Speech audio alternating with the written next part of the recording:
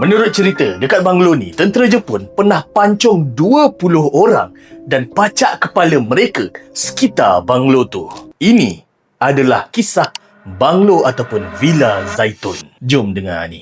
Okey, ceritanya aku baru balik daripada PD tau. Dan masa dekat PD tadi, waktu pusing-pusing, aku terperasan ada satu gerbang yang menarik perhatian aku. Dan gerbang ni menghala ke satu tapak parking, dan dalam tapak parking tu, belakang sikit ada satu struktur binaan villa ataupun banglo yang terbiar dan dah usang. Dan lepas aku buat sedikit carian, barulah aku tahu yang nama bangunan tu adalah Banglo Zaitun ataupun Villa Zaitun. Okey, banglo ni dibina sekitar tahun 1920-an, lepas Perang Dunia Pertama. Pemiliknya adalah seorang hartawan Cina yang kaya raya, hasil perlombongan biji timah dan arang batu dekat Port Dickson. Bayangkan pada zaman tu, banglo ni antara yang paling kah. Ada 11 bilik, lantai mama dan kedudukannya strategik atas bukit dan menghadap laut. Tapi kemewahan rumah ni terhenti bila tentera Jepun mendarat tahun 1941.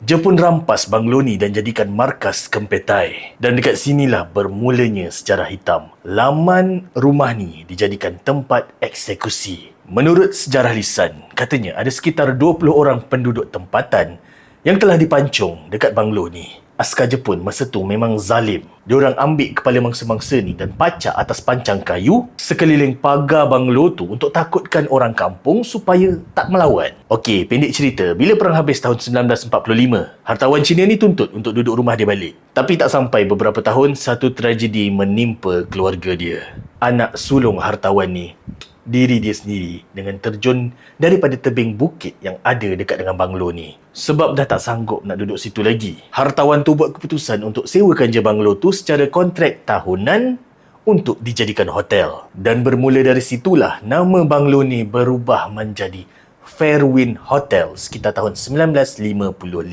Hotel ni pernah jadi tempat tumpuan orang-orang kenamaan. Tapi pada akhirnya, Villa Fairwind ni berhenti operasi. Dan pada tahun 1990 pun, penyanyi Shima pernah buat rakaman muzik video dekat banglo ni. Penggambaran muzik video lagu Sejuta Wajah. Lepas tu sekitar awal 90-an, barulah banglo ni dibeli oleh Zaitun Industries. Diorang pacak gerbang Zaitun Villa. Tapi seiring dengan masalah pengurusan dan kejatuhan syarikat Zaitun ni pada penghujung tahun 90-an, banglo ni pun turut ditinggalkan mereput. Sekarang tanah ni rasanya dah jadi milik Hotel Avillion dan kawasan bawah tu pun dah jadi tempat letak parking kereta. Dan macam footage yang korang tengok aku singgah tadi, aku tak masuk tapi aku singgah, kawasan depan banglo ni, betul-betul depan ni dah jadi tapak parking motor untuk staff. So kalau ada staff hotel yang biasa parking kat atas tu yang tengok video ni, cuba korang bagi tahu aku perasaan korang